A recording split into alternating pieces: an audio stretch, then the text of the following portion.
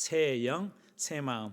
오늘 우리가 읽었던 그 말씀에 보면 참 우리 교회가 이름은 정말 잘 지은 것 같아요. 성경에 자주 등장해요. 자주. 오늘 말씀에도 우리 19절 이렇게 보니까 내가 그들에게 한 마음을 줄 것이고 그때 그 속에 새 영을 주고 그 몸에서 돌 같은 마음을 제거하여 살처럼 부드러운 마음, 새 마음을 줄 것이다 라고 그렇게 말씀하셨는데, 오늘 이 에스겔서 이 말씀처럼 여러분들이 말씀을 들을 때 우리 안에 한 마음이 되어지는 놀라운 일들이 일어나고 또 새 영, 우리 성령님의 역사가 일어나고 또 새 마음 하나님께 주셔서 우리 에스겔을 통하여서 큰 은혜 속에 또 하나님의 큰 은혜 속에 들어가는 우리 귀한 시간 될 줄로 믿습니다. 자, 에스겔은 우리 성경 이름을 이렇게 한번 보자면 히브리어 성경은 세페르라는 말은 책이라는 말이에요. 세페르라는 말은 책이라는 말인데 에헤즈겔, 그래서 에스겔, 우리는 서라고 하잖아요. 에스겔 서라고 하잖아요. 그래서 에스겔의 책, 에스겔이 지었다는 것을 우리가 좀 쉽게 알 수가 있고요. 70인역, 우리 헬라어로 번역된 건 이즈키엘 그렇게 되어 있어요. 이즈키엘. 그 다음에 영어 성경에 여러분 잘 아시는 것은 에스겔 그렇게 되어 있고 한글 성경에는 에스겔 그렇게 되어 있습니다. 저자는 우리 에스겔인데요, 바벨론 그 포로 시기에 제사장이면서도 나중에 그 선지자로 부름을 받은 그 에스겔입니다. 1장 3절 갈대아 땅, 바벨론 땅이라고 보시면 돼요. 그 발강가에서 여호와의 말씀이 부시의 아들 제사장 나 에스겔에게 특별히 임하고 여호와의 권능이 내 위에 있느니라. 자, 여기 보면 여호와의 말씀이 누구의 아들 그렇게 되어 있죠? 부시의 아들. 이게 부시라는 사람도 제사장이었는데 그 사람의 아들이었대요. 그리고 신분을 제사장 나라고 해서, 그러니까 이때 당시 에스겔의 신분은 뭐라는 걸 알 수가 있죠? 그렇죠, 제사장이라는 걸 알 수가 있죠. 우리 에스겔에게 나 에스겔에게, 이것도 한번 머리 없는 나라는 표현을 써요. 나 에스겔에게 특별히 임하고 선지자들의 특징은 뭐냐면 하나님의 말씀이 임했다는 거예요. 요나에게 여호와의 말씀이 임하고 에레미야에게 여호와의 말씀이 임하니라라고 그런 말씀들이 많이 있습니다. 자, 그리고 그 권능이 또 내 위에 있었다라고 그렇게 이야기해요. 그러니까 오늘 우리가 보게 될 이 에스겔의 저자는 우리가 에스겔이라는 것을 알 수가 있고요. 에스겔을 이렇게 기록했던 그런 연대 배경을 아주 간략하게 보자면 대략 593년에서 유다가 멸망한 그 기간을 포함한 586년에 멸망했는데 유다의 멸망과 더불어서 571년까지 멸망 후에, 그러니까 완전히 멸망하기 전과 후에 관한 그런 내용, 그 예언이 오늘 에스겔서의 말씀이에요. 다시 한번 설명할게요. 에스겔서의 내용은 예루살렘, 유다가 완전히 멸망하기 전에 대한 그런 현재 그 유다의 상황들, 그리고 멸망 후에 그런 이야기들이 이 에스겔서에 들어있다는 것입니다. 그래서 기록 목적으로 보면 죄악으로 인한 이스라엘의 심판을 예언을, 왜 하나님 심판하신다고 그렇게 자꾸 예언하실까요? 선지자들의 특징은 너희들 이렇게 가다가는 죽어 계속 그렇게 심판에 대한 예언을 하거든요. 왜 그렇게 했을까요? 그렇죠, 회개하라는 거죠. 회개하고 빨리 돌아와라 라는 그런 의미에서 하나님께서 그 심판을 이렇게 이야기한 거예요. 그렇게 가다가는 큰일 난다라고 그렇게 이야기한 거죠. 예를 들어서 어떤 아이가 이렇게 아직 뜨거운 물을 잘 모르는 아이가 자꾸 뜨거운 물을 만지려고 하면, 펄펄 끓는 물을 만지려고 하면 우리 못하게 하죠. 그거 만지면 큰일 나, 화상당할 수도 있고 잘못하면 병원 갈 수도 있어, 주사 맞아야 할 수도 있어, 막 아이들 협박하듯이 그렇게 이야기하는 이유는 그 일을 당하지 않도록 하기 위한 것처럼 그렇게 이야기하는 거예요. 자, 그리고 두 번째로는 회복될 성전, 예루살렘 성전과 그 다음에 이스라엘에 대해 약속을 해주세요. 그렇게 함으로써 그의 백성들에게, 이스라엘 사람들에게, 백성들에게 소망을 주기 위해서 기록한 책이 이 에스겔입니다. 근데 대부분 선지서들은 이런 구조예요. 하나님의 심판과 회복에 대한 약속들. 그래서 하나님이 심판만 말씀하신 것이 아니라 반드시 회복시켜 줄 거라는 그런 약속들이 되어 있는데 에스겔서도 그런 구조로 되어 있습니다. 에스겔은 전체 한 48장 정도로 이렇게 그 장수가 제법 길거든요. 자, 여기서 한번 퀴즈 한번 낼게요. 우리 선지서를 구분을 할 때 대선지서, 소선지서 이렇게 구분한다고 해서, 자, 그렇다면 에스겔서는 어디에 속할까요? 대선지서에 속하죠. 왜 그렇죠? 그렇죠, 장수가 많기 때문에. 어떤 분들은 막 큰 일을 했기 때문에 막 더 위대하기 때문에 아니에요. 그렇지 않습니다. 이 장수가 많아서 대선지서, 소선지서 그렇게 구분을 한 것이지, 예를 들자면 말라기나 예를 들자면 오바데 같은 경우는 한 장밖에 안 되거든요. 성경에서 가장 짧은 성경. 그 사람은 별로 선지자로서 별로 안 했나? 오늘날 얘기하자면 훌륭한 목사님이 아니에요. 그냥 분량이 적어서 소선지서, 대선지서 구분할 뿐입니다. 바로 예스겔도 대선지서에 속합니다. 48장으로 되어 있는데요. 크게 나누면 두 개로 나눌 수가 있고 조금 세밀하게 나누면 한 세 개 정도로 나눠볼 수가 있어요. 크게 두 개로 나누자면 앞부분은 심판, 그리고 뒷부분은 뭘까요? 그러면 그죠, 회복이죠. 회복하는 그런 얘기들이 되어 있고요. 조금만 더 세밀하게 나누자면 1장에 3장은 에스겔을 부르시는 장면이 등장해요. 그래서 그때 상황이 어떠했는지, 에스겔이 어떤 삶 속에 있는지 하나님께서 그것을 통하여서 에스겔을 불러주시는 장면이, 부르심의 장면이 등장하고요. 그리고 32장, 4장에서 32장까지는 심판에 관한 내용인데, 유다와 열방의 여러 나라들, 두로, 애굽, 시돈 이런 나라들에 대한 심판에 대한 그런 이야기들을 하나님께서 하세요. 자, 여기서 하나 미리 이야기하자면 유다의 심판뿐만 아니라 왜 이방인들의 심판도 이야기하셨을까요? 한번 여러분 빨리 상상해 보세요. 자, 오전에 제가 했던 이야기도 한번 여기다 살짝 힌트로 드려볼게요. 오전에 그 할례 받은 사람들은 비난을 했어요. 베드로를. 고넬료의 집의 사람들이 예수님 믿으면 좋은 일이잖아요. 그 집에 그냥 고넬료가 어느 정도로 이 사람이 경건한 사람이었냐면, 말씀을 여러분 자세히 읽어보신 분은 알겠지만 그냥 자기하고 그냥 몇 사람이 아니라요, 자기 친척들 그리고 동료들까지도 다 불렀어요. 그 집에 자기가 듣고 싶은 그 복음을 드리려고. 그러니까 그 집에 그냥 교회가 된 거예요. 교회가 되어서 거기에서 말씀을 전했단 말이에요. 그런데 놀랍게도 이 사람들에게 그냥 베드로는 순종해서 가서 말씀을 전했는데 예상하지 못한 일이 일어났어요. 성령이 임했단 말이에요. 그러자 그걸 보고 거기에 있는 할례 받은 자들이 이방인들도 성령을 받네 하고 놀랐다고 그랬잖아요. 근데 보지 못했던 예루살렘에 있는 사람들 어떻게 했다고 그죠? 비난했다고 그랬죠. 왜 비난하고 왜 놀랐을까요? 이방인들에게는 성령이 임한다. 오늘 이게 권능, 아까 우리가 읽었던 11장 19절 20절에도 권능으로 내게 임하고 할 때 그 권능도 하나님 명하고 관련이 있는데요.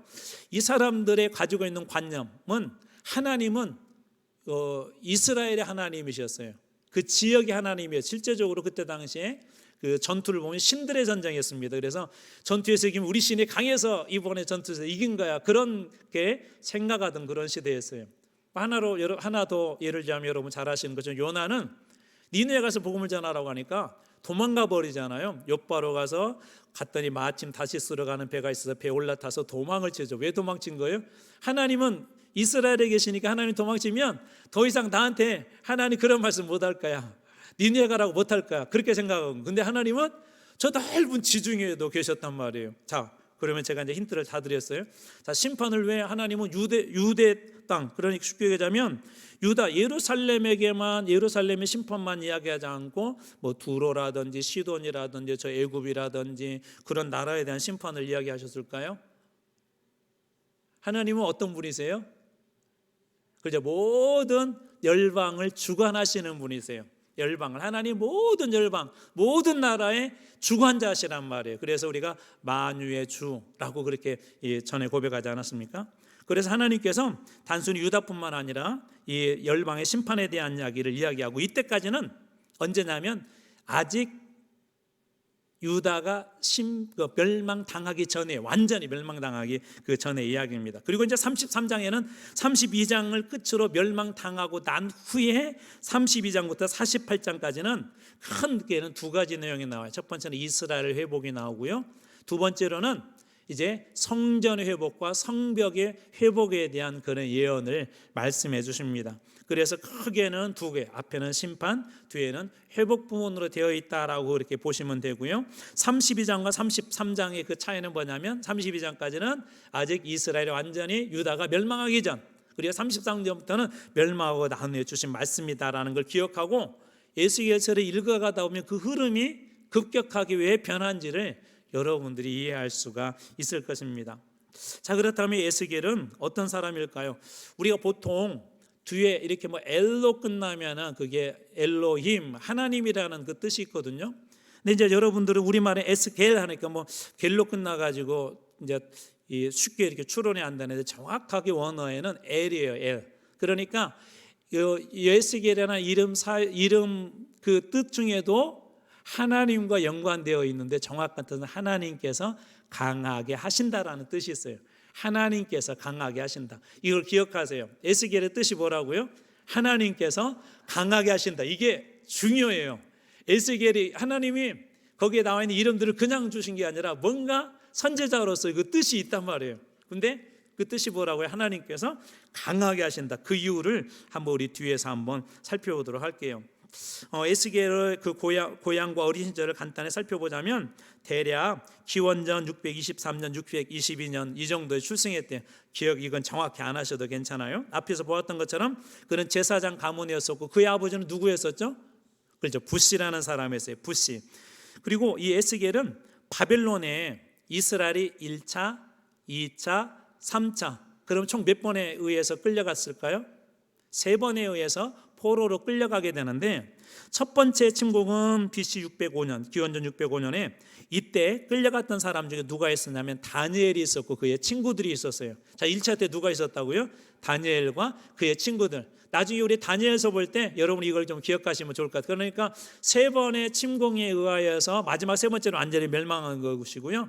자, 첫 번째, 두 번째는 아직 멸망 전인데 침공에서 이제 바벨론화 시켜놓은 거죠. 그리고 나 첫 번째 끌고 갔을 때 바벨론과 그 친구가 있었고 에스겔은 두 번째 침공 때 BC 597년 이때 여호와긴이라는 사람이 왕이었었는데 이 왕과 그리고 오늘 우리가 읽고 있는 이 에스겔과 이 더불어서 많은 사람들이 이때 당시에 대략 한 1만 명 정도가 끌려갑니다. 1만 명. 이 엄청난 숫자가 끌려가죠. 엄청난 숫자가 이때 포로로 잡혀가는데 바로 에스겔은 이때 2차 때 포로로 끌려가요. 자, 그러면 질문해 보겠습니다. 지금 이때는 유다가 완전히 멸망했을 때인가요? 아니면 아직 완전히 멸망하지 않았던 때인가요? 그래서 아직 멸망하지 않았어요. 멸망하지 않고 끌려갔어요. 그리고 나중에 3차 침공 때는 이제 에스겔이 우리 여러분들이 앞에서 아까 에스겔 구조에서도 눈치를 채셨겠지만 바벨론의 포로로 잡혀간 상태에 있을 때 3차 침공과 예루살렘 성 그리고 예루살렘의 성전이 파괴되고 완전히 멸망했다는 소식을 포로지에서 듣습니다. 포로지에서 이게 바벨론 땅에서 에스겔이 그 소식을 들어요. 이때는 유다의 예루살렘 성이 완전히 파괴가 되고 성전도 파괴가 돼요. 그리고 성전에 있는 온갖 기물들이 다 이제 탈취당하게 되는 그 사건이 일어납니다. 에스겔은 주로 이제 얼마 정도 이렇게 사역을 했냐면 대략 한 20년에서 22년, 그 20년 정도 사역하셨다고 기억하셔도 괜찮을 것 같아요. 이게 상당히 오랜 기간 사역을 했죠. 유다 왕 여호와킨 그 포로 후 5년째 되는 해에 그때 사역을 시작합니다. 자, 이제 그러면 이제 머리를 빨리 한번 계산을 해보세요. 아까 제가 그랬어요. 에스겔은 2차 포로 때 끌려가고 아직 그때는 멸망하기 전이었다고 그랬었고, 그리고 2차로 포로로 끌려가고 나서 이제 그때 대략 한 10년 후에 완전히 유다가 멸망을 해요. 이게 여호와긴 왕과 끌려가고 나서 한 5년째 되던 때에 그가 선지자로 이렇게 부름을 받습니다. 부름을. 그때 끌려갔을 때 나이는 25살이었어요. 그러면 지금 몇 살일까요? 이제 선지자로 부름 받을 때가 여호와긴과 함께 사로잡혀간 지 5년 정도 되었을 때 하나님께서 이제 제사장이 아닌 선지자로 부르시는데요. 자, 25살 때 끌려갔어요. 자, 그러면 선지자로 부름 받았을 때는 몇 살일까요? 그렇죠. 30살이죠. 30살. 네, 30살 때란 말이에요. 이때가 사실은 제사장들에게는 아주 중요한 시기입니다. 제사장들이 보통 30세가 되면 소위 제사장 위임식을 해요. 진짜 이제 제사장으로. 그 전까지는 대략 한 10년 정도는 제사장 가문 사람들이 뭐 대대적으로 소위 제사장들이 세습을 하거든요. 그런데 한 10년 정도 열심히 제사장 훈련을 해요. 몇 년 정도 한다고요? 10년 정도. 오늘날로 얘기하자면 신학교 들어가 가지고 목사가 되기까지 한 10년 동안 열심히 말씀 훈련 받고, 그다음에 제사법 훈련 받고, 모든 막 그런 어떤 영성 경건 훈련, 이런 훈련을 한 10년 정도 받는단 말이에요. 포로지에서도 이 바빌론은 유화 정책을 썼기 때문에 아수르는 철저히 금했지만 바빌론에서는 유대인들이 하나님을 섬기는 일을 할 수가 있었거든요. 자, 그런데 이제 30살이 되었을 때는 이제 본격적으로 제사장으로서 그가 딱 임명을 되어서 이제 제사장 사역을 해야 되는데, 사로잡혀간 지 5년, 25살 때 사로잡혀갖고 그 5년째 되는 날 하나님은 제사장으로 부르신 것이 아니라 그를 뭘로 부르셨다고요? 선지자로 부르십니다. 선지자로. 그래서 어떻게 보면은 내 인생 열심히 취업 준비를 해가지고, 세상적으로 보자 취업 준비해서 막 열심히 한 10년을 준비를 딱 했는데 마지막 순간에 하나님의 방향을 딱 틀어버린 거예요. 그래서 대략 이제 우리나라 나이로 치자면 한 30살 정도에 그렇게 부름을 받습니다. 그때 당시 에스겔은 바빌론의 그발강가라고 하는 곳이 있었는데요, 그곳에서 있었고 그곳에서 하나님의 부르심을 받죠. 한번 말씀을 제가 한번 읽어드릴게요. 에스겔서 1장 1절 2절. 30째 해, 30째 해라는 말은 그럼 무엇을 얘기할까요? 누구의 나이?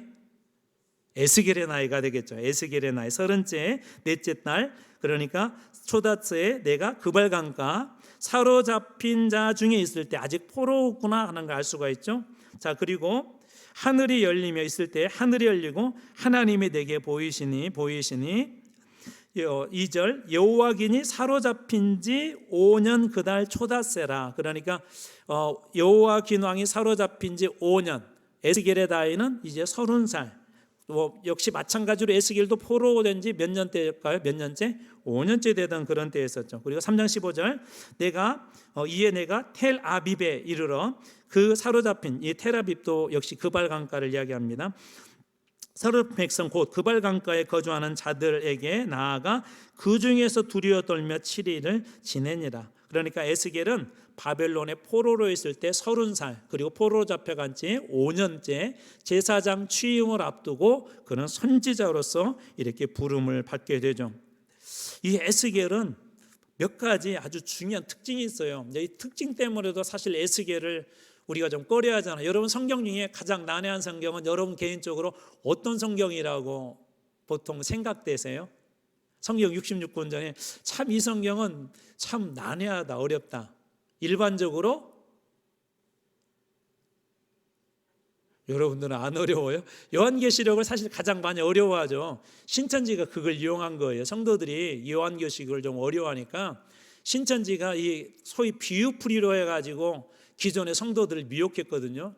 요한계시록이 좀 가장 난해하다고 많이 이렇게 생각을 해요. 그런 내용들이 바로 이 에스겔에 있습니다. 어떻게 보면 구약의 묵시문항에 많은 영향력을 끼치는 게 이 에스겔이에요. 근데 에스겔의 첫 번째 특징은 뭐냐면, 아까 제가 여러분들한테 에스겔서를 읽으면서 예를 들자면 1장 3절 아까 이런 얘기를 했어요. 갈대아 땅 그발강가에서 여호와의 말씀이 부시의 아들 제사장 나 에스겔에게 특별히 임하고 여호와의 권능이 내 위에 있느니라. 이런 결체 제가 내를 이렇게 강조했는데, 에스겔은 특별히 이런 1인칭 서술들이 아주 많아요.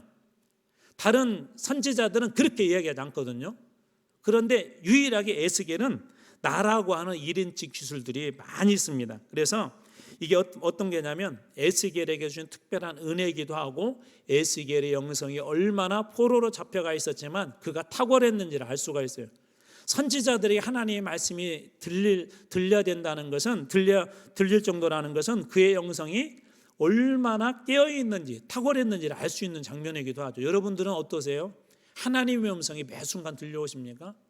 그리스도인들에게 하나님은 오전에도 말씀드렸지만 오늘날에도 여전히 성령님을 통하여서 우리들에게 말씀하세요.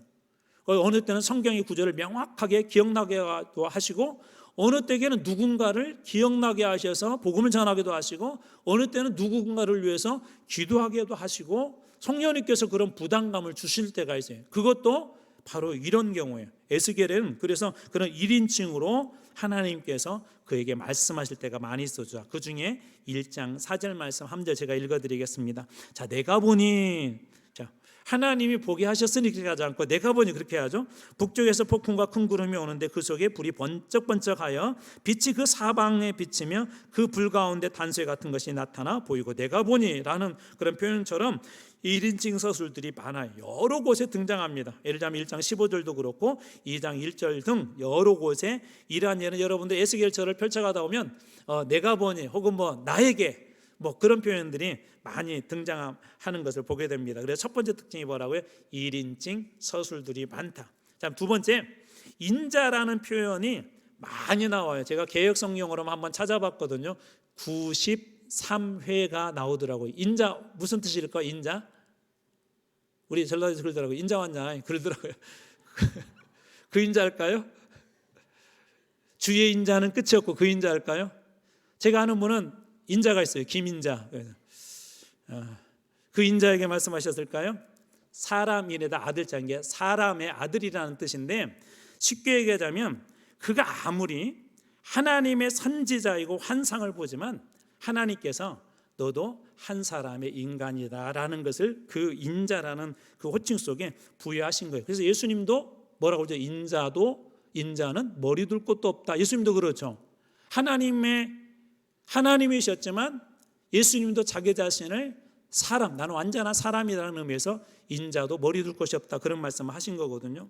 또 하나는 한 인간이라는 그런 의미도 있지만, 야 에스겔, 네가 선지자라고 해서 너는 예외가 아니야. 너도 똑같은 이스라엘 공동체의 한 사람이야. 우리 한마음 교회 그럴 때 우리 공동체는 한 몸, 한 교회라는 그런 뜻이 있어요. 우리가 교회로 우리가 부름받았다는 것은 모두가 한 몸이라는 거예요.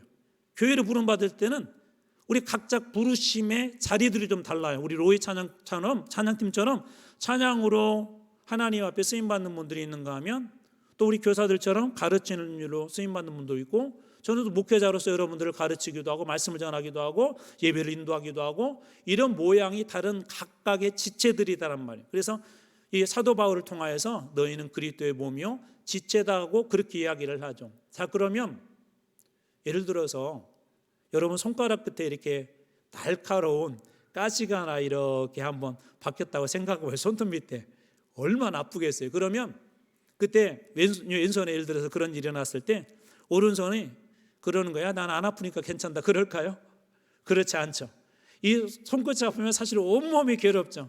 막 신경 쓰이기도 하고 여기에 대해서 여러 가지 마음이 쓰죠. 왜 그렇죠? 한 몸이기 때문에 그렇습니다. 교회도 마찬가지예요. 교회도. 제가 오전에도 우리 교회 연합에 대한 말씀을 드렸어요.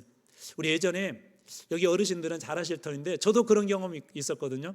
시골 교회에서 부흥회를 하면 옆에 동네에서 부흥회를 하면 다 갔어요. 그것도 세상에 옆에 동네 사람들이 은혜 받겠다고 그 본교회 교인들 놔두고 막 서로 앞자리에 앉으려고 가서 앞에 자리에 앉고 하나님 앞에 막 기도 제목 올리고 기도 부탁하고, 또 목사님 안수 기도 하겠다고 하면 막 서로 먼저 나와서 기도 받으려고 하고. 근데 네 교회 내 교회가 물론 뭐 어느 교회 성도 어느 교회 뭐 교인이라는 걸 있었지만 교회들이 그런 일이 있으면 같이 막 협력하고 그렇게 했단 말이에요. 교회는 한 몸이기 때문에 그렇습니다. 마찬가지예요. 오늘날에도 한 몸인 거예요.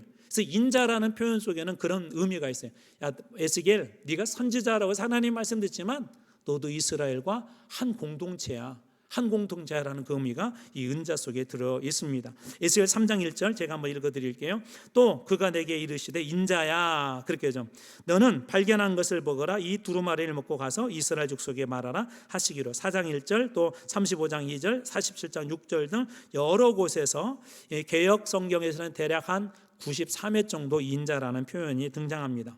자, 그다음에 세 번째, 상징적인 행동과 계시가 있어요. 자, 방금 읽어드렸던 그 말씀처럼 3장에 보면 두루마리를 먹어라 그렇게 했거든요. 씀에도 불구하고 하나님의 말씀을 받아들이는 달콤함을 상징하기도 하고, 점토판 위에 예루살렘을 그래서 포위될 예루살렘에 대해서 이야기하기도 하고, 390일 동안은 왼쪽으로 누워라, 또 40일 동안 오른쪽으로 누워라. 그래서 390일은 이스라엘의 죄, 그 다음에 이 40일은 유다의 죄를 이렇게 담당하도록 하는 어떤 퍼포먼스를 한 거죠.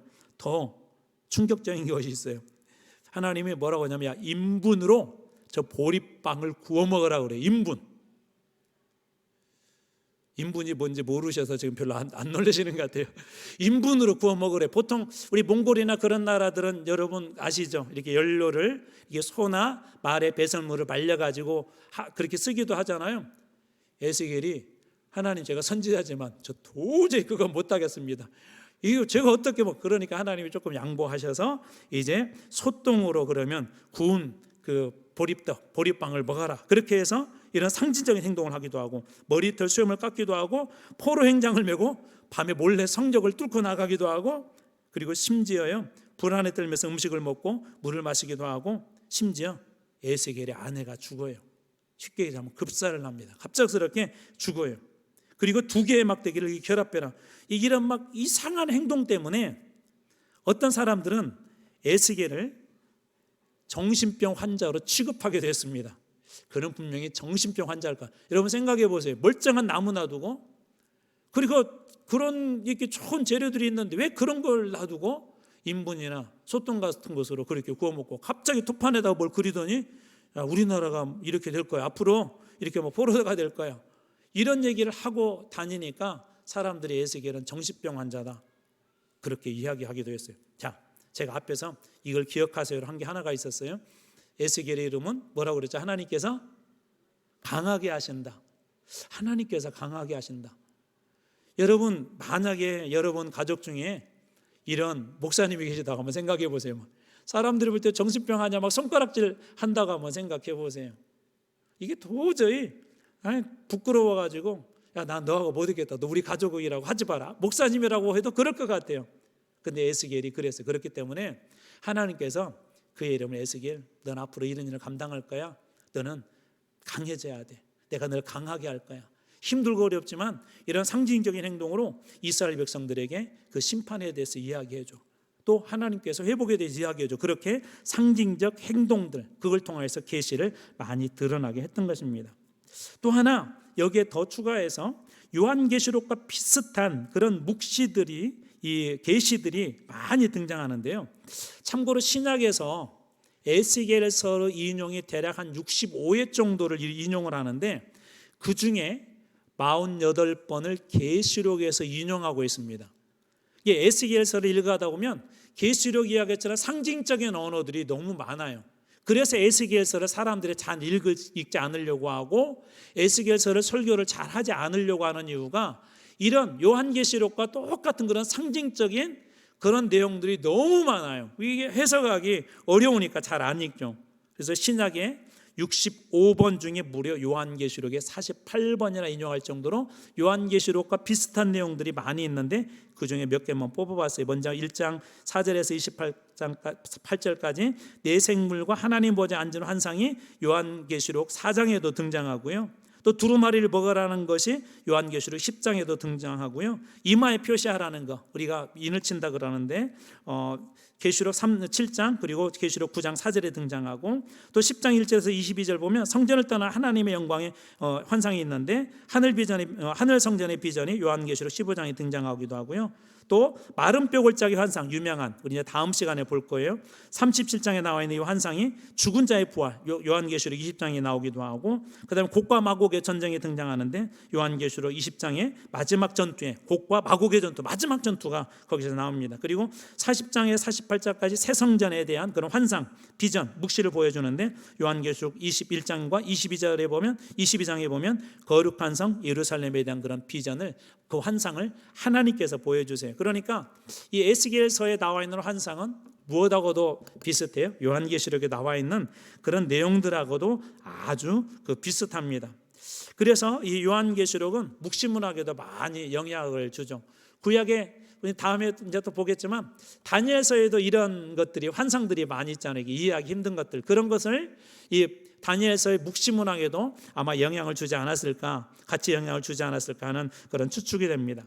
그 다음에 다섯 번째로 이 알레고리, 우화적인 내용들을 많이 사용하고 있어요. 어떤 비유를 하여서. 예를 들자면 포도나무 비유가 15장에 등장하는데요.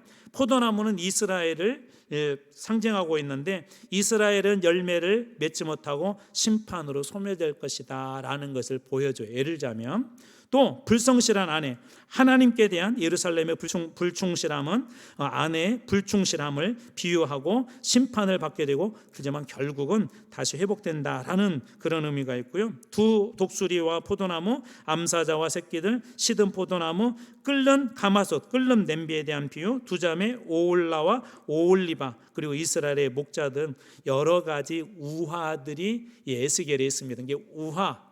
그 다음에 이 요한계시록처럼 어떤 그런 환상들, 또 특별히 상징적인 행동들, 이 계시록과 상당히 비슷하면서도 해석하기 어려운 그런 내용들이 여기에 많이 나옵니다. 이렇기 때문에, 이런 이유들 때문에 앞에서 잠깐 말씀드린 것처럼 요한계시록을 잘 안 읽으려고 그래요. 읽어가다 보면 재미가 없어요. 뭐 이렇게 무슨 막 성전 측량하는 이야기 나오고 막 물이 나오고 뭐 어쩌고 막 갑자기 그런 이야기들은 우리가 많이 듣는 것은 이제 마른뼈 환상이라든지 그런 이야기들은 많이 듣지만, 나머지 이야기들은 잘 하지 않을 정도로 이 요한계시록, 이 에스겔의 어려운 이유가 요한계시록과 비슷한 그런 점들이 많이 있기 때문에 그렇습니다. 그다음에 여섯 번째 특징이 있는데요, 정확한 연도를 많이 사용해요. 우리 앞에서 봤었죠. 1장 2절에 여호와긴 왕이 사로잡힌 지 5년 그달 초다세다. 이 표현들이 대략 한 13번 정도. 그래서 이 에스겔을 명확하게 아까 우리가 구분할 수 있었던 이유가 32장과 33장을 구분할 수 있었던 이유가 이런 정확한 연도를 사용하고 있기 때문에 그렇습니다. 그래서 이 정확한 연도가 있어. 그래서 이 사건은 이때 일어난 것이구나, 이 사건은 이때를 배경하고 있구나라는 것을 정확히 알 수 있습니다. 이런 정확한 연도도 사용하고 있고요. 자, 루하흐. 혹시 루하흐 뜻이 뭔가요? 루하흐가 뭘까요? 루하흐. 이게 이제 그 신약 헬라어인데, 이게 영이라는 말이에요. 영. 이제 영에 관한 이야기들이 많이 등장합니다. 예를 들자면은 에스겔 1장 12절, 영이 어떤 쪽으로 가면 그 생물들도 그대로 가되 돌이키지 아니하고 일제히 앞으로 곧게 행하여. 구약에 378회를 사용하고 있는데요, 그 중에 51회가 이 에스겔서에 나옵니다. 오늘 제목을 제가 새영, 새마음이라고 잡았죠. 또 새 영을 너에게 준다. 그 영도 바로 이 루하우고요. 또 하나 우리 에스겔에서 37장의 마른 뼈 골짜기의 환상에서 에스겔이 뭐라고 마른 뼈들에게 명령하도록 했죠? 생기야 이렇게 요청했고요. 생기야, 저 마른 뼈들에게 들어가라 할 때 그 생기도 루하입니다. 그것도 영입니다. 그것도 영. 제가 이 이야기하면서 다음에 설명하겠지만, 이게 마치 하나님의 재청자하고 비슷하다고 그랬죠. 하나님이 그 코에 생기를 불어넣으신 사람이 생령, 영이 있는 존재, 살아있는 존재가 되었다. 그런데 하나님께서 새 영을, 마른 뼈 골짜기는 이스라엘을 상징하는데요, 그 마른 뼈 골짜기 하나님이 새 영을 불어넣으심으로 마른 뼈가 큰 군대를 이루었는데 큰 군대가 되었다라고 이 에스겔서 37장에서 이 마른 뼈 골짜기 환상 그렇게 마무리되거든요. 여기서 생기도 바로 이 루하입니다. 루하. 그러니까 하나님께서 이 죄로 인해서 멸망한 이스라엘 백성들에게 하나님께서 그 영을 주고 싶은 마음을 이 에스겔서에 담았다라고 보시면 돼요. 새 영을 내가 너희들에게 부어주겠다. 오늘 우리들에게도 필요하죠. 우리 한국 교회가 대부흥을 시작했던 그곳에도 하나님의 새 영이 부어졌었죠. 마찬가지로 오늘도 마찬가지입니다. 여러분 한번 생각해 보세요. 우리 요즘에 로마서 이렇게 공부하고 있는데, 인간의 의지와 결심으로 죄를 안 짓고 살 수 있을까요? 없을까요? 없어요. 죄송한데 없어요. 우리 결심을 할 수가 있는데요, 죄를 완전히 안 짓고 살 수는 없습니다. 그런데 언제 이게 가능해진 줄 아세요? 성령이 충만하게 되면, 성령이 우리 가운데 강력하게 역사하게 되면, 하나님의 영이 우리를 강력하게 붙잡게 되면요, 죄를 짓고 싶어도 절대 지을 수가 없습니다. 악한 일을 하고 싶어도 해도 절대 할 수가 없어요. 왜? 성령님께서 가로막고 성령님께서 때로는 그렇게 하게 하시기 때문에. 그러나 내 힘과 의지는 약하기 때문에 아무리 여러분들이 의지가 좋은 사람도 다 죄를 지을 수밖에 없습니다. 심지어 우리 마음으로 죄를 짓기도 하죠. 그래서 새 영이 필요했던 거예요. 이스라엘에 그래서 이 새 영이 그들에게도 필요했던 것입니다. 그래서 이 에스겔서를 읽어다 보면 루하우, 영에 대한 이야기들이 많이 있는데, 하나님께서 우리에게 그 새 영을 부어주시고자 하는 간절한 마음이 이 속에 들어있다는 거 보시면 됩니다. 그리고 마지막 8번째로 여호와인 줄 알리라라는 표현이 에스겔서의 60회 이상이 등장해요. 이 표현하고 비슷해요. 한번 기억하신 분들 한번 빨리 생각해 보세요. 하나님이 어떤 약속의 말씀을 하시고 여호와의 말씀이니라 라고 하는 것은 제가 뭐라고 그랬지? 이것은 무엇하고 똑같다고 그랬죠? 잊어버린 자에게 은혜가 있을지어다. 우리 계약서를 딱 쓰고 계약서를 썼어요. 다 쓰면 이렇게 할 거라 그런 거죠. 근데 아직까지 완벽한 효력은 없죠. 물론 하나님은 계약서만 써도 우리하고 계약서만 써도 하나님은 약속 들으신 분이지만 일반적으로 근데 그 계약서가 확실하기 위해서 마지막에 뭘 하죠? 그죠? 도장을 꽝 하고 찍죠. 요즘 뭐 사인하거나 도장을 찍죠. 여호와의 말이냐라는 것은 야 이건 반드시 내가 그렇게 할 거야 라고 하는 의미가 있거든요. 마찬가지로 여호와인 줄 알리라 라고 하는 게 60회 이상 쓰이고 있는데 이거예요. 하나님의 약속은 반드시 이루어진다. 하나님은 그 약속하신 것을 반드시 지키신다. 그래서 하나님께서 이 여호와인 줄 알리라는 그 표현을 여기서 많이 합니다. 자, 예를 들어서 에스겔 6장 10절 그때야 그들이 나를 여호와인 줄 알리라 내가 이런 재앙을 그들에게 내리겠다 한 말이 뭐라고 되죠? 헛되지 아니하리라. 하나님의 약속을 여러분 잘 잡으셔야 돼요. 잘못 잡으면 재앙의 약속이 될 수가 있어요. 어느 쪽에 있으실래요? 무슨 얘기인지 아세요? 하나님은 말씀하신 바를 반드시 죄에 대해서는 반드시 심판하지만 하나님은 회개하고 돌아온 사람들에게 새 영을 주고 새 마음을 주고 한 마음을 주고 하나님께서 그 성전을 그리고 그 예루살렘 성을 회복시키겠다고 하는 게 바로 여호와인 줄 알리라라고 하는 그런 표현입니다. 저는 여러분들이 하나님의 말씀을 붙잡을 때마다 그런 하나님은 신실하시고 약속하신 걸 반드시 이루신 분을 믿고 약속의 하나님 앞에 여러분들이 나갈 때 여러분의 삶 속에서 말씀대로 이루어지는 그런 축복이 있길 주님의 이름으로 축원합니다.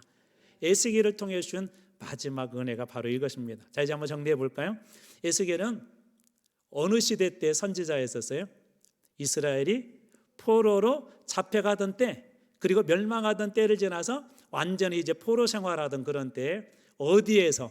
바벨론에서 선지자로. 원래 직업은 뭐였다고요? 제사장이 돼야 됐는데 그는 30살에 하나님이 바꿔버립니다. 제사장하고 선지자 사역은 좀 달라요. 그런데 제사장 사역 대신 이 선지자 사역이 올인하게 합니다. 그리고 요한계시록처럼 여기에는 그런 어떤 상징적인 그런 계시들도 많이 있고 또 거기에 관련된 우화적인 이야기들도 많이 있어서 좀 어렵다. 그러나 그 말씀 우리가 이 배경을 알고 여러분 한번 에스겔서를 잘 공부하고요. 나중에 한번 개인적으로 한번 묵상을 해보십시오. 에스겔서가 정말 재미있게 이 말씀이 살아서 올 것입니다. 제가 그 얘기 한번 했던 것 같아요. 우리 안산의 어느 그 청년이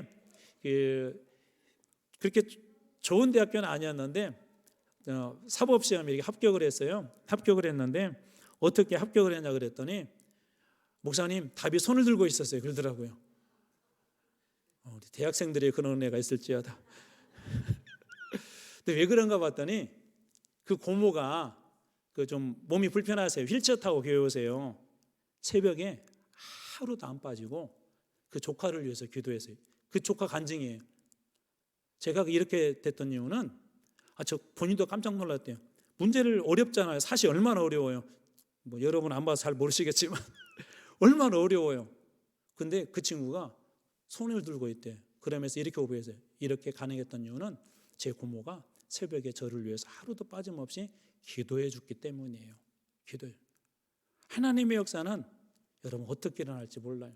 내가 믿고 기도하고 그 하나님이 만약 오늘 에스겔에게 보였던 환상 사람들은 정신병 취급했지만 그 모든 일들이 다 이루어졌거든요. 하나도 빠짐없이 하나님 어떤 분이시죠? 말씀하신 대로 약속한 걸 이루시는 분입니다. 전 여러분들이 말씀 앞에 섰을 때 그런 믿음이 생길 주님으로 축원합니다. 그리고 그 말씀대로 여러분의 삶이 이루어지길 주님으로 축원합니다.